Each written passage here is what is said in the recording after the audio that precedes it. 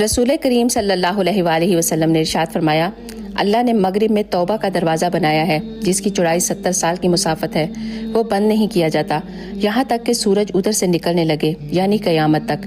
آپ نے ارشاد فرمایا، میں اپنے حوض پر تم سے پہلے ہی موجود رہوں گا، اور تم سے کچھ لوگ میرے سامنے لائے جائیں گے، پھر انہیں میرے سامنے سے ہٹا دیا جائے گا، تو میں کہوں گا کہ اے میرے رب، یہ میرے ساتھی ہیں، لیکن مجھ سے کہا جائے گا کہ آپ انہیں نہیں جانتے کہ انہوں نے آپ کے بعد دین میں کیا کیا نئی چیزیں ایجاد کر رکھی تھیں۔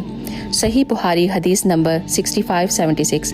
آپ نے ارشاد فرمایا کہ یہ 4 کام مت کرنا: ٹیک لگا کر کھانا مت کھایا کرنا، چھٹے ہوئے آٹے سے روٹی مت کھایا کرنا، مسجد میں ایک ہی جگہ محسوس کر کے ہمیشہ اسی جگہ نماز مت پڑھنا، اور جمعے کے دن لوگوں کی گردنیں نہ پھلانکنا، ورنہ قیامت کے دن اللہ تعالیٰ تمہیں ان کے پل بنا دے گا۔